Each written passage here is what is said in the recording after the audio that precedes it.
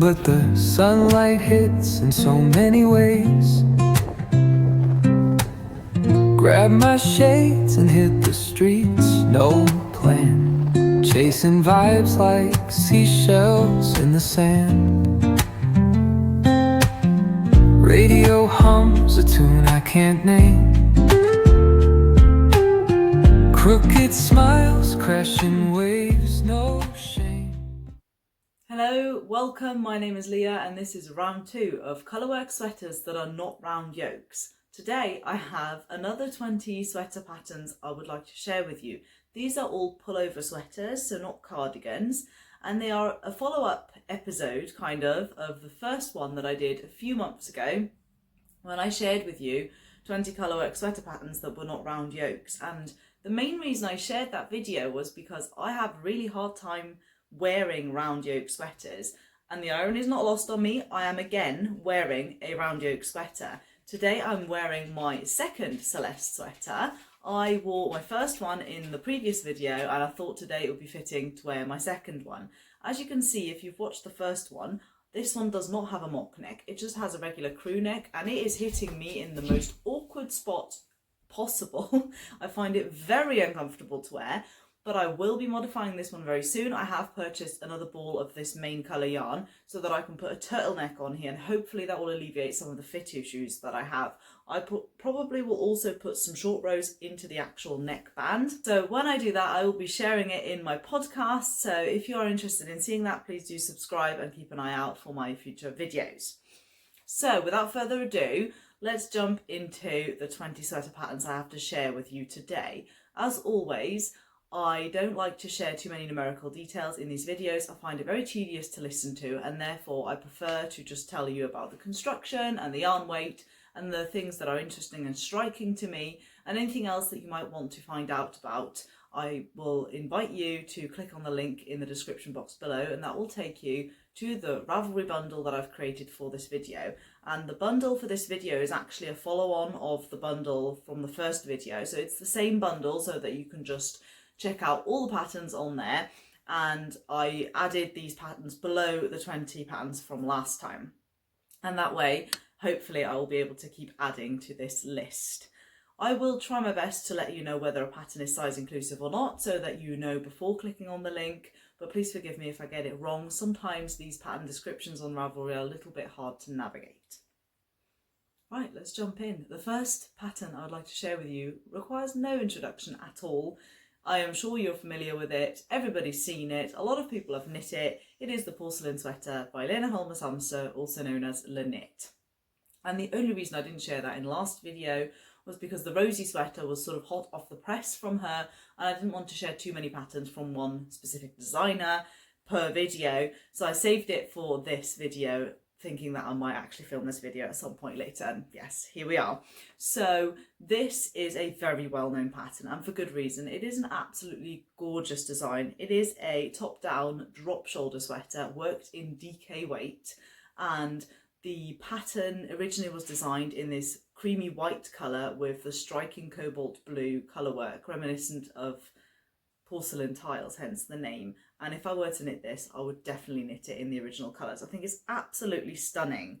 So the couple of things that you need to be aware of with this pattern, first of all, it is not fully size inclusive. I don't think any of Le Knit's patterns are. There is a decent size range, but it isn't fully size inclusive, but it is available in a lot of different languages. As I mentioned, this is a DK8 pattern, but I think it was designed with a fingering and mohair held together in mind, but I think it would be totally up to you what you choose to do. One thing to bear in mind is that the colourwork band on the yoke is actually worked flat, so you will have to purl in colourwork, which isn't necessarily difficult, but for me personally it's a little bit intimidating because I knit colourwork two-handed, so I hold one strand in each hand. And I am naturally a continental knitter, that's how I learned, that's how I always knit, but I learned English style knitting just for the purpose of colourwork. So I've gotten over time pretty used to knitting with my right hand, but I cannot purl with my right hand at all. And when I do have to purl for colourwork, I find that my tension gets really, really awful. So just bear that in mind. You might want to practice a little bit, but this is not a bad pattern to start off doing colourwork flat in, because the pattern for the flat portion is pretty geometric and pretty short repeats, so I don't think you would struggle too much with the float and the tension, but just bear that in mind. The next pattern I would like to share with you is another very big designer. It is the Athene sweater by Petite Knit, and this came out relatively recently, and it is also a drop shoulder sweater, and it features this sort of all over wave pattern design. It's very striking but also quite minimal at the same time, and I think it's really cool. This is a worsted weight pattern, also worked top down, and you do some of the shaping in just one colour, and then you work a part of the yoke with colourwork. And what I thought was really interesting about this pattern, and a little bit unusual, is that she actually tells you here in the description that this pattern comes with the option to either knit part of the yoke flat, or part of the colourwork in the yoke flat, or to steek the yoke, and she gives you instructions for both of those options. And while making the modification from one to the other is not necessarily difficult, I think it is quite nice that she is showing you how to do either of those two options, because most patterns will just do one or the other. So I think that would be really cool to give this a try and see how she instructs you to do either of those two options. One thing to bear in mind, again, with Petite Knit and sizing, her size range is pretty good, but she tends to design things to have less positive ease at the upper end, and that is then technically not size inclusive. The next pattern I would like to share with you is one that I would really like to knit, and it is the Villa Colour by Lorna Kjeldsen. I hope I'm pronouncing that correctly. And that is a sort of light DK 23 stitch gauge raglan sweater. And what I like particularly about this design is that quite often raglans are also a little bit tricky for me to wear, because they also come up quite high, even despite having short rows and anything like that. Quite often the neckline can still hit me at an awkward spot on my throat. But this one has a beautifully curved, sort of slightly scooped neck, but it doesn't come down too low, so it still has quite a lot of coverage, but it has just the most perfect shape, and then this gentle tiny little bit of rolled edge on it. I just think it's absolutely beautiful. And not only do you have all over colour work, but at the start of the yoke, when you're just working in one colour, there's also a texture stitch, sort of a rib stitch, I think, that's happening. So this pattern would be so engaging to knit. And then what I really like about the colour work is that it's these tiny little bands of very simple geometric colour work. So I think this would be really suitable for beginners, and it would be suitable for scrap yarn, and quite fitting for the time of year right now. We are in January. A lot of people had advent calendars during December, and then maybe they did make an advent pattern, but they've got a little bit of leftovers. How fitting would it be to put those leftovers maybe in a fade order or randomly into this sweater? I think it would be absolutely gorgeous. Again, this pattern is not fully size inclusive, but has got a pretty decent size range. And if you like the idea of something scrappy-ish but doesn't look scrappy, how about the Dot Sweater by Pernille Larsen from Knitting for Olive? This is also a 23 stitch gauge pattern at a DK weight, sort of dense DK weight gauge. She recommends it as a fingering and lace weight, but you could use any kind of combination of 2 strands of fingering, or 1 strand of DK, or some fingering and mohair to make this sweater. And I just think it's so cool. This is so scrappy but not scrappy looking, and I particularly like that about this pattern. It is worked top down. It is a raglan, and it looks to be a very deep raglan as well, so a very sort of casual feeling vibe to this pattern. I think it's absolutely gorgeous. Again, as always when it comes to Knitting for Olive patterns, available in loads of different languages, designed for their yarn, but I'm sure you could just knit this in any yarn you choose. The sizing is very good, but falls just shy of being size inclusive. If you like that pattern, but you would prefer some much smaller dots, how about the Funfetti Raglan by Andrea Gorn? This is also a DK pattern, but at a 21 stitch gauge, so a little bit bigger, and will grow a little bit faster. And I think the colour work looks to me to be just sort of 1 by 1 colour work. So very simple, very meditative, very fun to make, and again, really suitable for scrappy knitting that doesn't look scrappy. It's my favourite kind of knitting. Also really fun with a leftover advent calendar. So this wouldn't require too much yarn in terms of the contrast colours, but I think it would be really, really fun as sort of a secondary advent project for January. Her patterns are all fully size inclusive, so that is really, really fun to see as well.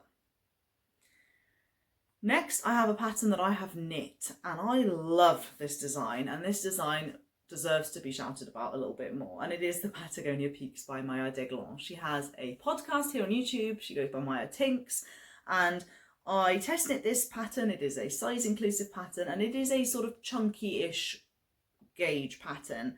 Most of it is worked at a 16 stitch gauge, some of it at a even bigger gauge because there's some garter stitch as well. And I can tell you a little bit more about this pattern because I've actually knit it. You start with a provisional cast on and knit part of the yoke upwards in garter stitch and flat, and you do some really, really interesting shaping. I've never done this. She calls it a reverse ziggurat method. I've never done that before. I don't know if anybody else has done that before or if Maya has invented it, but it's very, very engaging and very interesting to knit. And then you use the live stitches to work down, and then you work all the colour work in the round. So no colour work done flat, which I think is really cool. And the colour work is really simple. It's just triangular sort of peaks, hence Patagonia Peaks. It is reminiscent of a Patagonia fleece sweater. That was the inspiration for this design. And there are so many fun finishing details like the button placket and the little pocket, and there are drawstrings to be put in. There's just so much detailing in this pattern. I highly recommend that you check it out. And if chunky weight colour work is a little bit too thick for you, Maya is designing a DK weight version of this pattern, which I'm very, very excited to see and hopefully knit at some point. This is a fully size inclusive pattern as well. If you would like some more complex colour work, how about the Camellia sweater by Sumin Kim? This is the pattern in this roundup, I think, that has the fewest sizes. It only has 4 sizes, unfortunately, but I believe she is an Asian designer, and quite often Asian designers start off with a smaller size range, and as they expand over the globe, their size range expands as well. This is a sport weight pattern at a 23 stitch gauge, and it is a raglan sweater, and I believe it is worked top down. And what is really interesting about this pattern, and the reason why I wanted to share this with you, is at first glance it just looks like bands of big flowers, then small flowers, and then big flowers. But when you zoom in, the flowers are all different. Every single flower next to the other one has actually got a different design. So this will be quite complex, engaging, but also focus requiring type of knitting. I just think this is really, really beautiful because, as I say, at first glance, it looks much simpler than when you come up close. And I quite like that effect. Next, let's talk about the Salted Caramel Sweater Adult by Nashwa Sacker. I hope I'm pronouncing that correctly. Her name is Nash Knits on Instagram, and that's how I know her. And she is most known for children's wear, and she designs the most gorgeous kids patterns. So if you're in the market for a children's pattern, I definitely recommend you check her out. But some of her patterns she also grades up to adult sizes, and the Salted Caramel Sweater is one of them, and I think I've got it in my library, so I should probably knit this at some point. It is a drop shoulder sweater, and I believe it will require some flat knitting because there is a part of colour work in the yoke. And I think this is one of those really fun patterns that has colour work and then a little bit of relaxing stockinette and then a bit more colour work again. And it appears to be almost like a tuck stitch separating those bands as well, which I think is really, really cool.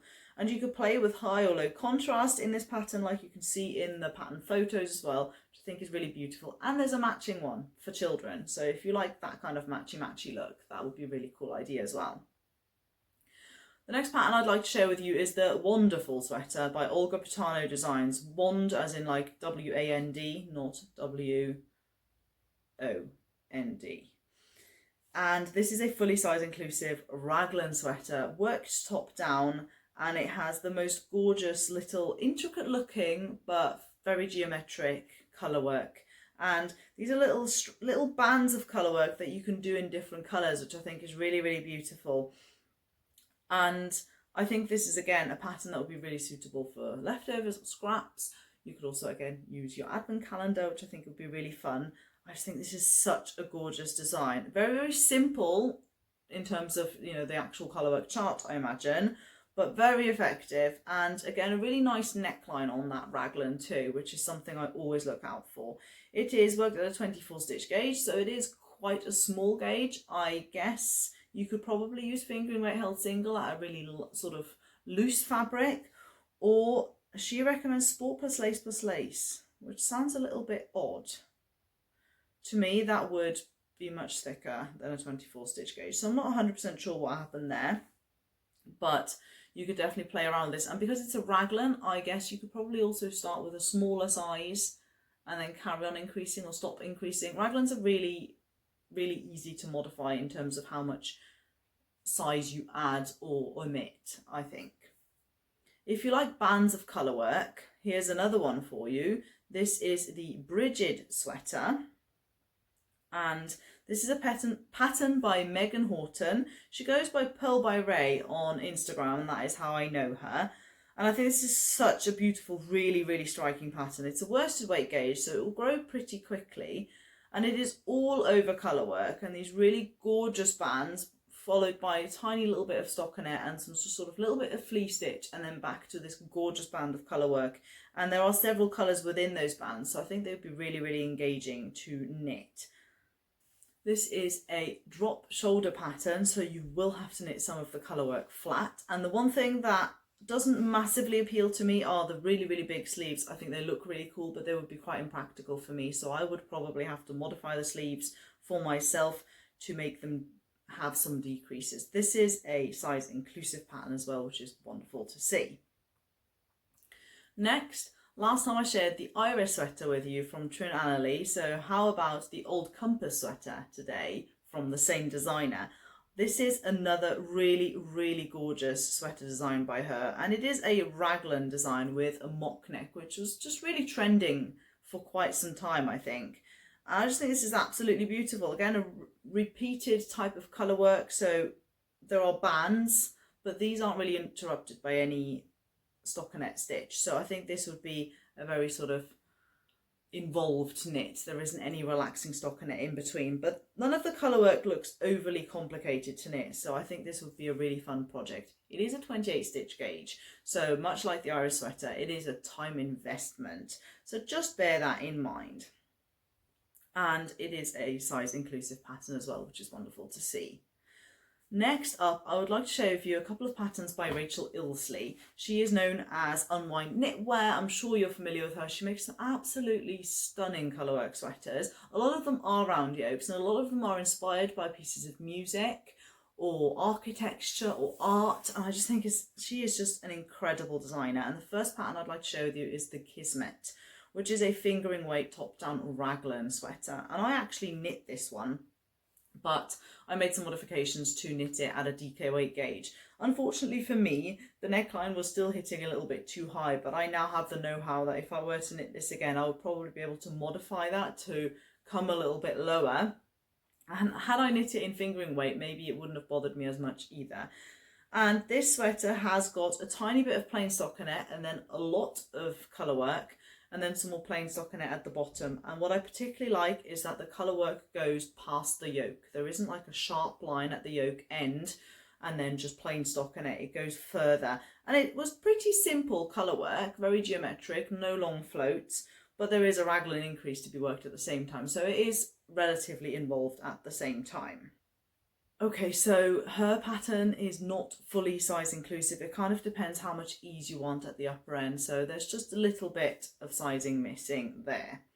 The next pattern is also by Rachel Ilsley, and this one is called the Static. And I think this is such a cool pattern, and it is exactly what you'd expect from the name. It looks like there is some static, like flickering happening between the colourwork, but in a good way. I think this is such a cool pattern. And this looks to be like a sort of contiguous kind of construction, which also looks really, really interesting to knit. So it's not a raglan, so I believe I would have fewer issues with the neckline for this one than with the Kismet. But this is a sport weight pattern at a 22 stitch gauge, so I believe you could probably knit that with a DK yarn as well, maybe a lighter DK, or if it's sort of a regular DK, you could probably size down by one size. And interestingly, the size range is size inclusive for this pattern, but it wasn't for the previous one, so I'm not sure what happened there. They both got released in 2023. I don't know if maybe there's an error in the description, because I thought that Rachel Ilsley's patterns were size inclusive, so I'm not 100% sure what's going on there. The next pattern that I'd like to share with you that looks relatively sort of in the same vein as the previous couple of patterns is the Echo pullover. The next pattern I would like to share with you that is sort of in the same vein as the previous two patterns, it has a similar style, is the Echo pullover by Jeanette Knits. I believe that is how she pronounces her name. It's spelt with a Z. And this is a very interesting colourwork sweater. It is a fingering weight sweater at a 28 stitch gauge, and I believe most of her patterns are fingering weight, which is one of the reasons why I haven't knit many of her patterns. They are really, really striking and really beautiful, but I'm a little bit intimidated by colourwork at a fingering weight gauge in a sweater pattern. So this sweater is worked top down and seamlessly and in the round. There are parts of it worked flat, so I'm not 100% sure if some of the colourwork has to be worked flat as well, but it does look like that might be the case. The majority of the sleeves are just in plain stockinette, and the bottom of the sweater is also in plain stockinette, and you kind of merge from one colour into the other. So I think this would be quite handy if you've got sweater quantities that are almost enough but not quite for a full sweater in two colours, and then you could merge these two together. And her sizes go from 1 to 9, and I believe her patterns are size inclusive, or at least this one is. Next, let's talk about some slightly more different colourwork sweaters. The first one I'd like to share with you is the Misty Pine sweater by Michelle Frazetta. She is known as Misha Fraz Knits, and she also has a podcast, and she's very, very fun to watch. And she's got some beautiful designs. I have knit quite a few of her designs, but I haven't knit the Misty Pines. And I think this is a really interesting pattern because you knit the majority of the sweater in stockinette plain, and then you work the colourwork at the bottom, which is an ideal placement for colourwork for me because I normally get bored by that point. So that is when I need some engaging knitting. And she has loads of options in this pattern. So it is a worsted weight gauge at 18.5 stitches, so this will grow quite quickly as well. And then she has several different charts. So there are big trees, there are small trees, there are more blocky looking trees, if I remember rightly from her podcast. So you can also mix and match. I think there is an option to have a tapered sleeve, and there's an option to have a balloon sleeve. So a lot of really interesting stuff going on there. Michelle also designs her patterns to be fully size inclusive, which is wonderful. And depending on what colours you would choose, I mean, her samples were made to look like misty trees, sort of in a forest, and I just think it's absolutely gorgeous and just really unusual, and I like seeing unusual colourwork sweaters. And speaking of unusual colourwork sweaters, how about the Lobster Raglan by Kirsten Forrester? This is such a funky looking knit, and I absolutely love it. I love that it's so unusual. This is a bottom up raglan sweater, which is not my favourite. So if I were to knit this, I would probably modify this to be a drop shoulder first of all, and then I would just insert the chart and turn it around and knit the bottom bit. So I think that would be totally doable, because all the shaping is happening in the top when there's no colourwork, and then the colourwork is just at the bottom, again placed in the same spot as the Misty Pines, somewhere where I really like to have some engagement in a pattern. And those lobsters are just so cute. They're so different and so cool, and I think nobody else will own a lobster sweater that you know. So I think why not, you know, fish kind of themed sweaters were having a massive moment last year, so why not make a lobster sweater? This is, by the looks of it, a fully size inclusive pattern as well, which is really wonderful. But yeah, as I say, I would modify this to be knit top down. I think that would be totally doable. Next, we have the Knit Purl Repeat Sweater by Greener Makes. And I actually test knit this sweater, but I never finished it because my yarn choice was awful. I do not recommend what I did. But this is such a cool pattern. This is the first time I experienced knitting colourwork flat and realised that it was a little bit tricky for me. So this is a top-down sweater. It has a saddle shoulder construction. So one of my favourite types of construction. Really neat tailoring, really nice neckline. And then the colourwork starts just before you join in the round. So there's not that much colourwork you have to do flat. But I didn't use a wool yarn. And I think for a pattern like this, especially when you have this sort of really graphic colourwork, you need a rustic yarn to help you with the floats and help you make that colour work look neat, because I had a really hard time making it look neat and I ended up abandoning the project. But it was a really good pattern to follow, so it had nothing to do with the pattern at all. This is a fully size inclusive pattern as well, which is wonderful to see, and I really enjoyed knitting this pattern. I highly recommend that you check it out. She has got some other patterns that are sort of in the same range. So she's got a hat, I think, and socks that have also this sort of bold writing and then 1x1 colour work next to it in these bands. I just think it's really unusual and really worth checking out. Another unusual sweater pattern that has been in my library for a while that I should really think about casting on is the Fene by Natasha Hornby. She also goes by Moonstruck Knits, so you might be more familiar with her with that name. And she has some absolutely gorgeous designs out there, and this one struck me as particularly beautiful because it has some really interesting shaping. I think it also has a saddle shoulder, and then it has this all over texture that I'm not sure if it's cables or if it is just a texture pattern. And then at the bottom you have this absolutely gorgeous colour work pattern in sort of, it's almost like a little fans in this really striking blue colour. I think it's absolutely beautiful. So this is a pattern that I would definitely like to think about knitting at some point.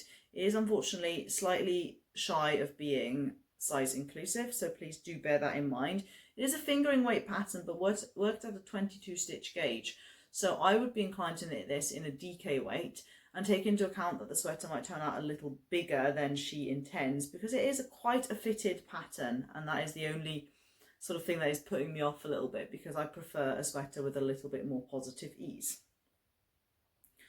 So in this sort of similar vein, when we're talking about sort of a bit more of a botanical looking colour work like a minute ago, how about, now this is going to be very hard for me to pronounce, so please bear with me, Rukutara by Anna Johanna. I think that's what it's called. I think this is so cute. So this is a DK weight pattern, and I think it's a drop shoulder. It's got a lot of positive ease. It is fully size inclusive, really beautiful. And it has these really cool plants in their little plant pots all along the body. And I just think this is so fun. I don't think you see colour work like that very often, and I like a botanical theme. So this is definitely something that I would like to consider knitting. It looks to be a little bit more on the complex side of things because it's not particularly geometric. So I think the chart, I can imagine the chart would be a little bit more complicated to follow in the sense that you would need to focus on it a little bit more. But it is so beautiful, and I could just, yeah, I could absolutely see myself knitting that one. And the last pattern I'd like to share with you, I think is really fun, and it is called Helga by Lone Kjeldsen.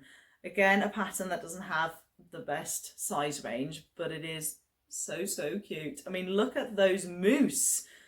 Last time I shared with you the sheep sweater, which I think is so cute, but I could be swayed to knit a moose sweater instead of a sheep sweater. I think they are so fun.